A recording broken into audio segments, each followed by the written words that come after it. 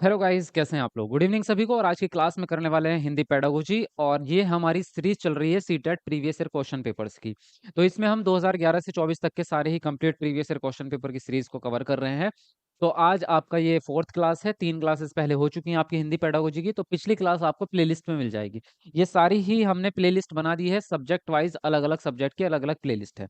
तो हम यहाँ इस चैनल पर आपको सारे ही सब्जेक्ट के previous year question paper solve करवा रहे हैं। तो जो भी न्यू स्टूडेंट है वो चैनल को सब्सक्राइब कर लो और बेल आइकन को प्रेस कर लो, ताकि आपकी तैयारी बेहतरीन तरीके से होती रहे। उस और पिछली क्लास देखने के लिए आप यूट्यूब पे सर्च भी कर सकते हैं, CTET previous year question paper.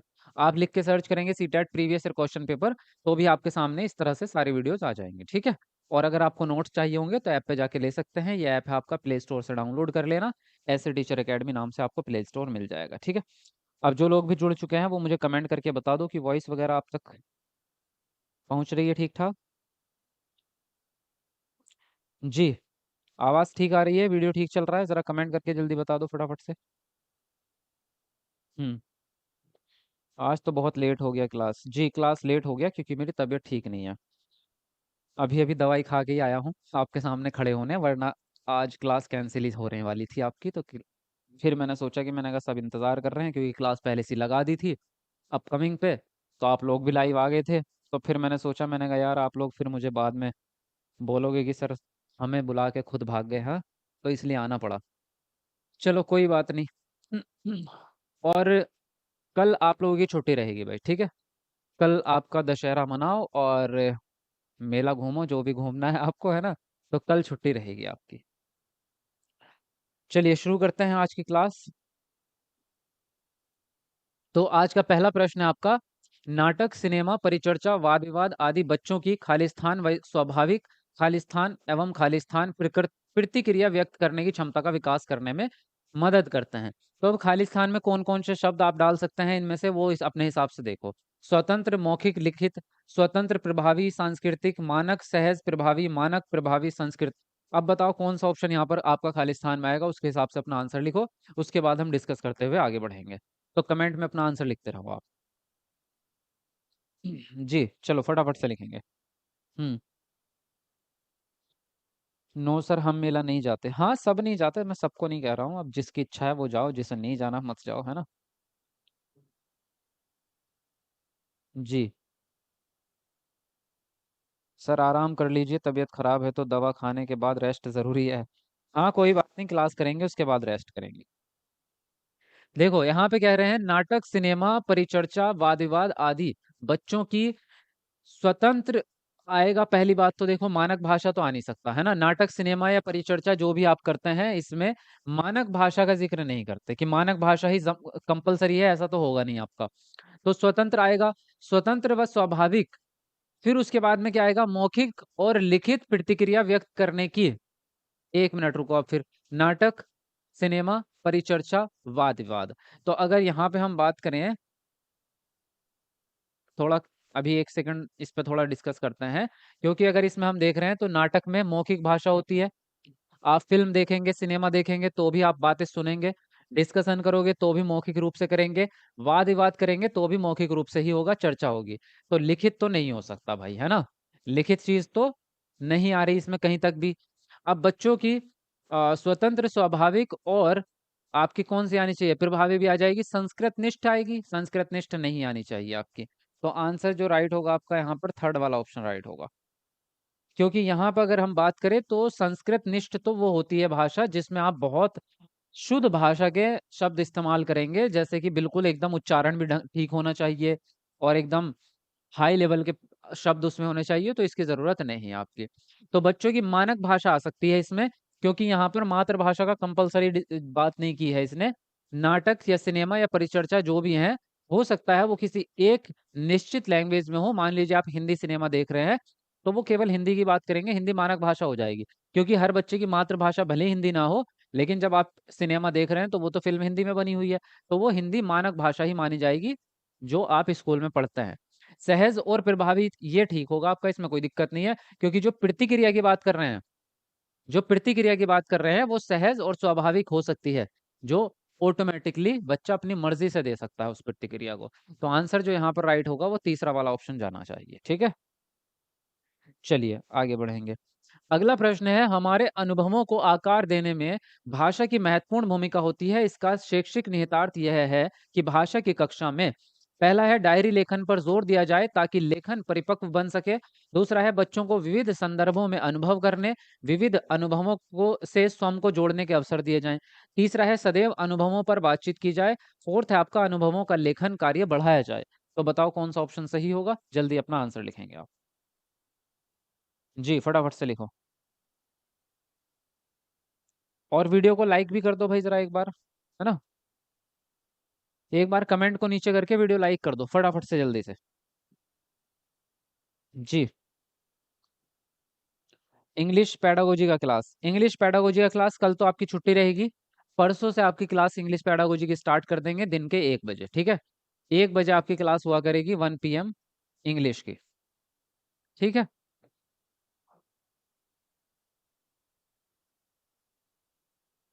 देखो अब यहाँ पे बात करें, हमारे अनुभवों को आकार देने में भाषा की महत्वपूर्ण भूमिका होती है। ये बात तो सही है कि जो हमारे अनुभव हैं वो बनते भी भाषा से हैं और व्यक्त भी भाषा से ही होते हैं। भाई हम अपने पर्सनल एक्सपीरियंस किसी को बताने हैं तो कैसे बताओगे? भाषा के माध्यम से। इसका निहितार्थ यह है कि भाषा की कक्षा में क्या मिलना चाहिए आपको? डायरी लेखन पर जोर दिया जाना चाहिए ताकि लेखन परिपक्व हो। तो हम केवल एक चीज पे डिपेंड नहीं करते। देखो जैसे इसने बात की लेखन की केवल, तो क्या भाषा का उद्देश्य केवल लिखना सीखना है? बोलना भी तो उसी में आएगा, सुनना भी उसी में आएगा, पढ़ना भी उसी में आएगा, चारों ही कौशल आने चाहिए। बच्चों को विविध संदर्भों में अनुभव करने, विविध अनुभवों से स्वयं को जोड़ने के अवसर दिए जाएं। ये आंसर राइट होगा सेकंड ऑप्शन, क्योंकि यहाँ पे उसने अनुभव की बात कर दी। यहाँ पर उसने कहीं भी लिखने पढ़ने की बात नहीं की, और अनुभव जो है वो चारों तरफ से ही होंगे आपके, किसी एक तरह से नहीं होगा अनुभव, तो चारों चीजों का एक साथ होगा। दूसरी बात, इसने यहाँ पे भी अनुभव की बात की है क्लास अपने प्रश्न में भी। तो बच्चों को विभिन्न प्रकार के अनुभव देंगे आप, अलग अलग जगहों पे। कहीं सिनेमा में आपने एक्सपीरियंस दे दिया बच्चों को, कहीं आप किसी होटल में लेके गए वहां कैसे बातचीत होती है, किसी ट्रेन में आप बैठे हैं वहां पे कैसे बात होती है। तो विभिन्न प्रकार के संदर्भ जब आप उनको देंगे तो उनके अनुभव बढ़ेंगे, और अलग अलग जगहों पे कैसे बात होती है वो बच्चा सीख पाएगा। सदैव अनुभव पर ही बात होनी चाहिए, अनुभव पर बात नहीं होनी चाहिए। अनुभव का इस्तेमाल कर रहे हैं आप भाषा को सीखने के लिए, अनुभवों के लेखन कार्य, यहाँ भी केवल लेखन की बात कर रहे हैं, तो ये भी गलत जाएगा। सेकंड ऑप्शन आपका यहाँ पर करेक्ट हो जाता है, ठीक है? चलो आगे बढ़ेंगे। मुदिता 8वीं कक्षा में हिंदी भाषा पढ़ाती है। कविता के भाव के बारे में बातचीत करते समय आप उन्हें किस बात के प्रति सचेत रहने की सलाह देंगे? पहला है आपका, कविता को गद्य में परिवर्तित करवाने वाली गतिविधि कविता शिक्षण का अनिवार्य पक्ष है। दूसरा है कविता की भाषा व्याकरण पर विशेष बल दिया जाए। तीसरा है कविता में अलंकार रस पर विशेष बल दिया जाए। फोर्थ है आपका, कविता का एक निश्चित भाव अर्थ नहीं हो सकता। तो बताएंगे आप कौन सा ऑप्शन सही होगा? चलो जल्दी से अपना आंसर लिखेंगे आप। हाँ जी। उर्दू का क्लास नहीं होगा कि आपके यहाँ से? भाई उर्दू का मैं करता हूँ, अभी जल्दी स्टार्ट करता हूँ, ज्यादा टेंशन मत लो। हम्म। चलो जल्दी लिखो अपना आंसर। वीडियो को लाइक तो कर दो, अभी तक किया ही नहीं है आप लोगों ने सबने। देखो 500 लाइक्स पूरे होने वाले हैं, 4-5 बस कुछ ही लाइक बच रहे हैं। तो एक बार कमेंट को नीचे करके लाइक कर दो सब लोग जल्दी फटाफट से।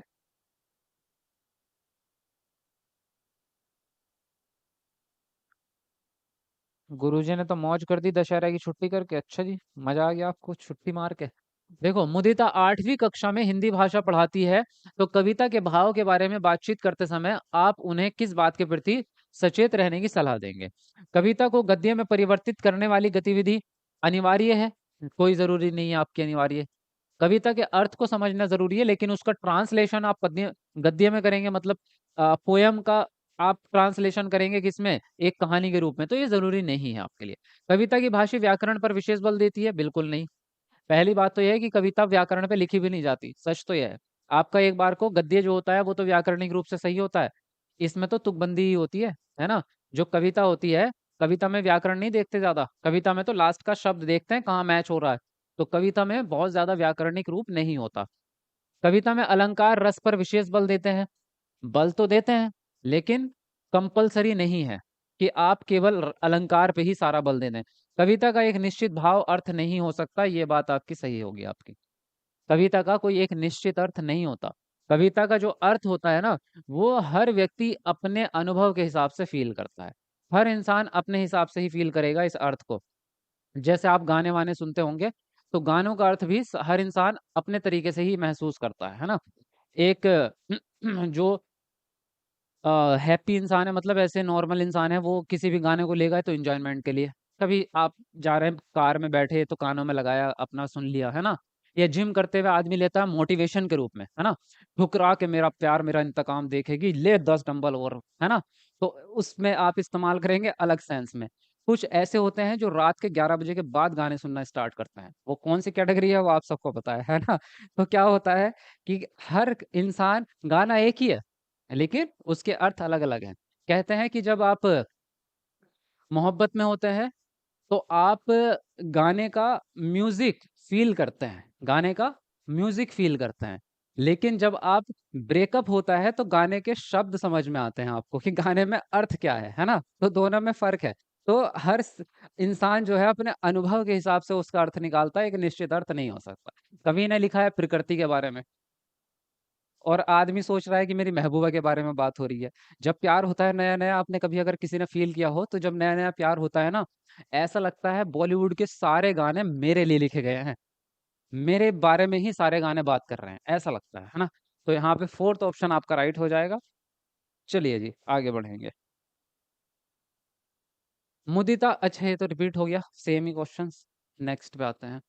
हिंदी भाषा का आकलन करते समय पोर्टफोलियो बच्चों के बारे में यह बताता है कि पहला ऑप्शन है उनकी प्रगति में माता-पिता की भूमिका कैसी है, दूसरा है उनकी प्रगति में शिक्षकों की भूमिका कैसी है, तीसरा है वे क्या जानते हैं और फोर्थ है क्रमशः उस उनकी प्रगति किस प्रकार हो रही है। तो बताओ कौन सा ऑप्शन यहाँ पर आपका सही होगा? चलो जल्दी से लिखो फटाफट से। जी।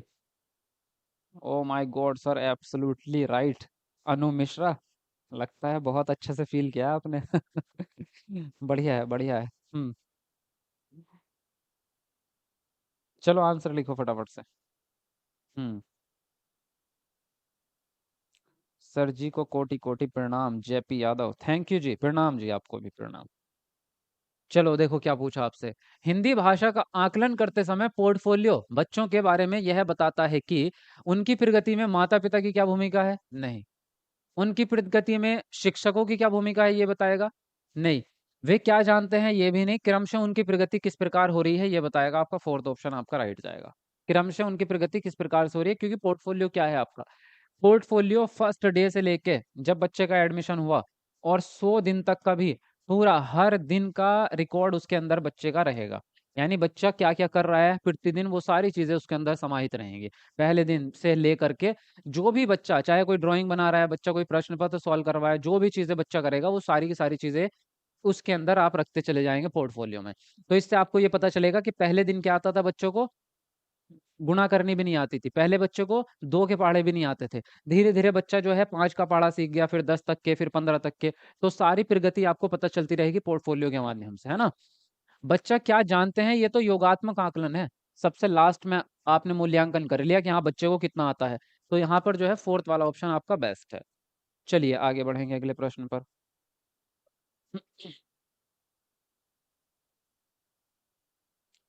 सर मेरी पत्नी का नाम मोना है और मेरा नाम जेपी यादव है। एक बार नाम ले लो सर जी, हम दोनों का जय माता दी। अच्छा, दोनों का नाम लेना है। अच्छा, वेल मोना जी आपका भी स्वागत है और जेपी यादव आपका भी स्वागत है भाई। चलिए, तो नेक्स्ट आपका प्रश्न है, किस साहित्यिक विधा को पढ़ाते समय आप सस्वर पठन पर अनिवार्यतः बल देंगे? पहला है आपका आत्मकथा, दूसरा है एकांकी, तीसरा जीवनी और फोर्थ है आपका यात्रा वृत्तांत। चलिए अपना कमेंट में अपना आंसर लिखेंगे आप। भाई अगर आवाज कम आ रही होगी तो मुझे माफ करना, क्योंकि बोला नहीं जा रहा भाई। तबीयत थोड़ी ठीक नहीं लग रही, तो ऐसे एडजस्ट कर लो आज। सर आप भी लैला मजनू जैसे लगते हैं। अरे गुरुजी, एक ही चीज कह लेते हाँ। लैला मजनू दो आदमी होते हैं, मैं अकेला ही आदमी हूँ। यहाँ सामने अकेला ही दिख रहा हूँ, कहाँ है लैला? दिख नहीं रही है। कहाँ है? कुछ भी। देखो, किस साहित्यिक विधा को पढ़ाते समय आप सस्वर पठन पर अनिवार्य बल देंगे? देखो सस्वर पठन होता क्या है, ये आप सब पढ़ चुके हैं थ्योरी क्लास में। यानी आवाज के साथ में पढ़ना, है ना। आवाज के साथ पढ़ेंगे, आप बोल बोल के पढ़ेंगे, ठीक है। आवाज के साथ पढ़ेंगे।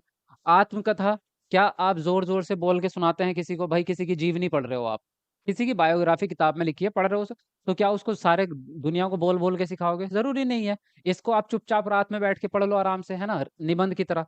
एकांकी, हाँ एकांकी होती है आपकी जिसमें नाटक होता है। एकांकी में पात्र होते हैं, पात्र मतलब कैरेक्टर होते हैं, और कैरेक्टर के क्या होते हैं, डायलॉग्स भी होते हैं भाई, जिसको संवाद कहते हैं। तो जब आप डायलॉग बोलोगे किसी का भी, तो उसमें आवाज की जरूरत तो पड़ेगी, बिना आवाज के तो बोल नहीं पाओगे, है ना? पड़ेगी ना आपके। जी। रिश्ते में तो हम तुम्हारे बाप होते हैं, नाम है शहंशाह। तो फिलहाल और उसके बाद में बात करें जीवनी की, तो किसी की जीवनी भी एक तरह की क्या है, अब बायोग्राफी वो होती है जो खुद लिखी जाती है, और जीवनी वो जो दूसरे के द्वारा लिखी जाती है। किसी भी इंसान के पूरे जीवन का लेखा जोखा अगर वो इंसान खुद से लिखे तो आत्मकथा, और उसके बारे में कोई दूसरा लिखे तो जीवनी, है ना? तो ये तो चुपचाप बैठ के आप पढ़ लोगे। यात्रा वृत्तांत क्या होता है आपका, जैसे आप कहीं घूमने गए, मान लीजिए आप अमेरिका गए घूमने, वहां से लौट के आए, तो आपने उस यात्रा में क्या क्या खाया, क्या क्या पिया, क्या क्या लोग मिले आपको, कहाँ पे क्या दुर्घटना हुई, क्या अच्छी घटना हुई, वो सारी चीजें आप लिख रहे हैं डायरी में बैठ के, तो वो घटना का वृत्तांत कहलाता है। ठीक है। तो फिलहाल यहाँ पे एकांकी ही ऐसी चीज है जिसको आप आवाज के साथ में पढ़ते हैं। ठीक है। नेक्स्ट है आपका उच्च प्राथमिक स्तर पर कहानी कविता को पढ़ने के बाद यह जरूरी है कि बच्चे, पहला ऑप्शन है प्रश्नों के लिखित उत्तर दे सकें, दूसरा है उसे अपने शब्दों में दोहरा सकें, और तीसरा है विपरीत भाव की कहानी या कविता लिख सकें, फोर्थ है आपके उन्हें अपने अनुभव संसार से जोड़ सकें। तो बताओ कौन सा ऑप्शन ठीक होगा, चलिए अपना आंसर लिखेंगे आप। जी। आपकी शादी कब होगी? ये तो उससे पूछना पड़ेगा, वो जो हाथ देखते हैं ना, वो क्या उसका क्या बोलते हैं उसको तो वो, हाँ अब जब भी होगी पता तो चली जाएगा आपको, क्यों चिंता कर रहे हो? आपको दावत पे बुलाऊंगा मैं, है ना?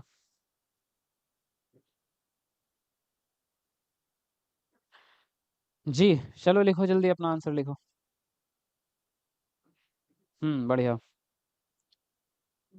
जी देखो क्या पूछा आपसे, उच्च प्राथमिक स्तर पर कहानी कविता पढ़ने के बाद क्या जरूरी है? प्रश्नों के लिखित उत्तर लिखें आप, ये बिल्कुल जरूरी नहीं है। अब उसे अपने शब्दों में दोहरा सके, तो दोहराना तो केवल आपका उच्चारण हो गया, इसमें अर्थ तो कहीं से कहीं तक भी नहीं आया, है ना? केवल उच्चारण करना तो सही नहीं है। विपरीत भाव की कहानी या कविता लिख सके, इसका भी जरूरी नहीं है आपका। आप उन्हें अपने अनुभव संसार से जोड़ सकें, ये जरूरी है आपके लिए, है ना?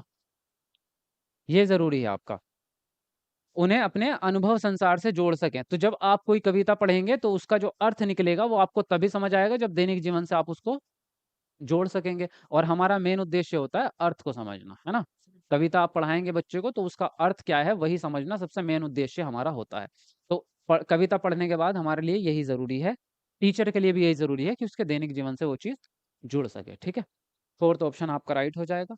नेक्स्ट है आपका प्लेटो का यह कथन कि बच्चा बड़ों के बीच एक विदेशी की तरह होता है, किस भाषिक सच्चाई की ओर संकेत करता है?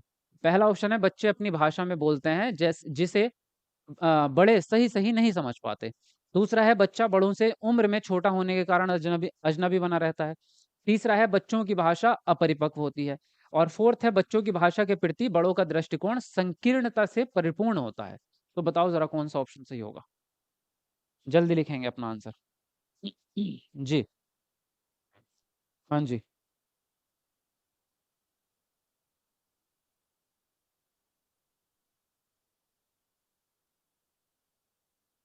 जी लिखते रहो। आप हंसते हुए बड़े अच्छे लगते हो। अच्छा जी, thank you very much, thank you. आपकी कितनी गर्लफ्रेंड है सर जी कलामुद्दीन? बेटा थोड़ा मर्यादा का ख्याल रखो है ना? क्या पूछना चाहिए क्या नहीं पूछना चाहिए, ये थोड़ा सोचा करो। देखो प्लेटो का यह कथन कि बच्चा बड़ों के बीच एक विदेशी की तरह रहता है, क्यों रहता है विदेशी की तरह? भाषा की वजह से। जब बच्चा पैदा होता है तो बच्चे के पास भाषा नहीं है आपकी, और बड़े जो है उसकी भाषा को नहीं समझ पाते। छोटा बच्चा केवल अपने हाव भाव से ही चीजों को व्यक्त कर पाता है। बच्चे का रोना, बच्चे का कोई एक्टिविटी करना, हिलना डुलना, उछलना, इस तरह से लेटे लेटे पालने में हाथ पैर मारता है, तो इस चीज को बड़े समझ नहीं पाते। और अभी बच्चा बोल नहीं पा रहा, बच्चे के जो है भाषा विकास हुआ नहीं है, इसलिए बच्चा उसके बीच में अजनबी रहता है। तो बच्चे अपनी भाषा में बोलते हैं, जिसे बड़े जो है वो ठीक तरह से समझ नहीं पाते। शुरू-शुरू में तो बच्चा रोता ही है, बस रोने के अलावा और कुछ नहीं करेगा। फिर उसके बाद में थोड़ा आऊ की आवाज़ निकालना स्टार्ट करेगा। फिर बच्चा जब शब्द भी बोलता है तो बड़ा त्रुटिपूर्ण बोलता है। तो आपको बड़ा ध्यान लगा के सुनना पड़ता है। जो घर के लोग होते हैं वो तो समझ जाते हैं, बाकी लोग फिर भी नहीं समझते। इसलिए क्या होता है कि बच्चा जो है अजनबी की तरह रहता है उनके सामने। उम्र की वजह से नहीं रहता, या भाषा परिपक्व है ऐसा नहीं है अभी। बच्चों की भाषा के प्रति बड़ों का दृष्टिकोण जो है वो संकीर्ण है, यानी कि बारीक है। छोटी-छोटी चीज़ें हैं उसमें, ऐसा नहीं है। तो पहला ऑप्शन यहाँ पर आपका करेक्ट हो जाएगा, ठीक है? नेक्स्ट है आपका भाषा की कक्षा में कहानियाँ।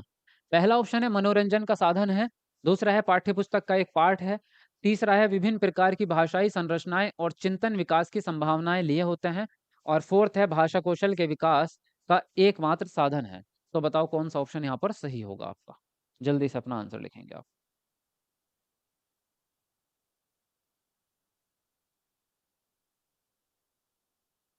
हाँ जी, लिखते रहो फटाफट से अपना आंसर।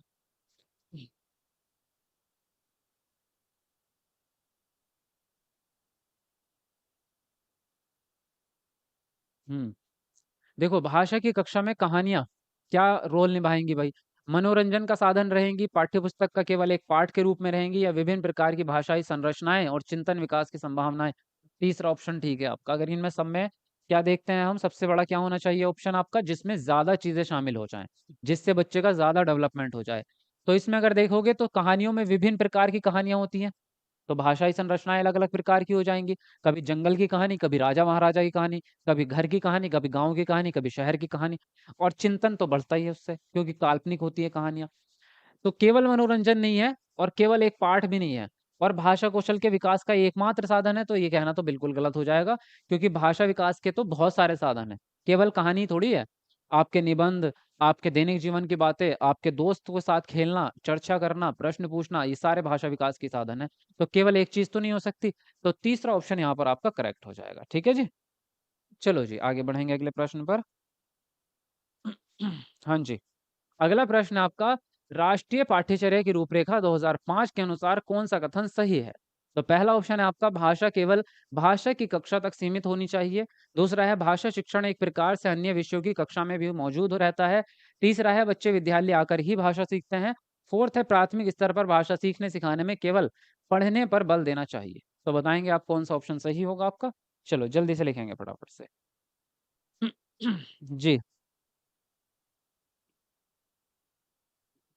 सर मेरी दाढ़ी क्यों नहीं आ रही है? मेरा एज 18 हो गया है। सर कोई उपाय बताइए। सादान शेख, सादान जी, बेटा अभी उम्र हुई नहीं है आपकी दाढ़ी आने की, ठीक है? आ जाएगी, अभी थोड़ा इंतज़ार करो। वक़्त से पहले चीज़ें अच्छी नहीं लगती है ना?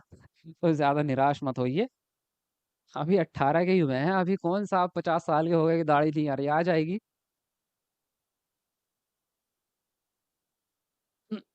हुँ, चलो जल्दी लिखते रहो फटाफट से। देखो, राष्ट्रीय पाठ्यचर्या की रूपरेखा 2005 के अनुसार कौन-सा कथन सही है? भाषा केवल भाषा की कक्षा तक ही सीमित है, ये तो आपका गलत बात है, क्योंकि केवल कक्षा में थोड़ा होती है, भाषा तो भाई दैनिक जीवन में हर जगह भाषा है। और सच तो ये है कि हर क्लास में भाषा है। चाहे आप मैथ पढ़ रहे हो, मैथ के अंदर भी आप भाषा का इस्तेमाल करेंगे, बातचीत तो करेंगे ना। तो भाषा शिक्षण एक प्रकार से अन्य विषय की कक्षाओं में भी मौजूद रहता है, यस। चाहे आप साइंस पढ़ा रहे हो, चाहे सामाजिक विज्ञान, भाषा तो इस्तेमाल होगी, बातचीत तो आप करोगे ना। और किताब जो पढ़ोगे, किताब भी भाषा में लिखी होगी, चाहे हिंदी में हो या इंग्लिश में, भाषा ही है ना? बच्चे विद्यालय आकर ही भाषा सीखेंगे, तो फिर भाषा अर्जन का क्या रोल रहा? बच्चे तो विद्यालय आने से पहले ही भाषा सीख जाते हैं, मातृभाषा। प्राथमिक स्तर पर भाषा सीखने-सिखाने में केवल पढ़ने पर ध्यान देंगे। केवल पढ़ने पे नहीं भाई, हम ध्यान देंगे चारों कौशलों पर। पढ़ने पर भी, लिखने पर भी, बोलने पर भी, सुनने पर भी। तो आंसर जो राइट होगा आपका सेकंड ऑप्शन होगा, ठीक है? हाँ जी। चलिए, आज की क्लास यहीं फिनिश करते हैं, छोटी क्लास है। आप लोग कहोगे कि इतनी जल्दी क्यों खत्म कर रहे हो नहीं पा रही भाई मेरे, अब जो है ना बहुत तबीयत खराब हो रही है, खड़ा होना मुश्किल हो रहा है। हाँ, ठीक है? तो आज के और अभी 7 बजे वाली क्लास भी कैंसल समझो, आपकी आज नहीं होगी क्लास। कल की तो छुट्टी आपकी रहेगी, है ना? हाँ।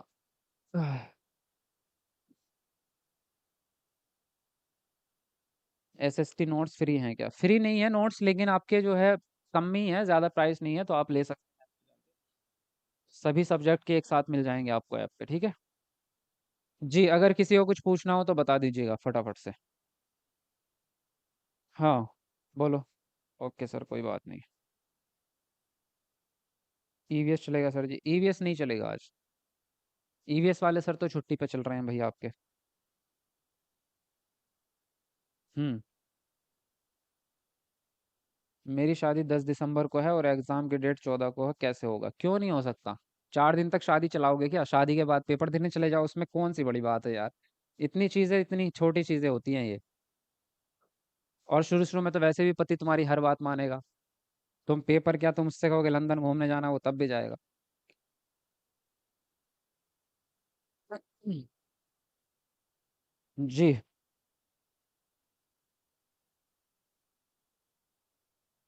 और कुछ? कोई बात नहीं सर, आप रेस्ट कीजिए। हम्म। आप बहुत अच्छे हो सर माही, थैंक यू जी माही जी। जी, और कुछ पूछना हो तो जल्दी बताओ। 9 PM वाला क्लास होगा? आज कोई क्लास नहीं है। आज आपकी छुट्टी है और कल भी छुट्टी है आपकी। अब मिलेंगे परसों। बीच में छोटी मोटी कोई अपडेट आई कोई आज, तो मैं आ जाऊंगा बताने के लिए आपको। वैसे क्लास नहीं होगी आपकी।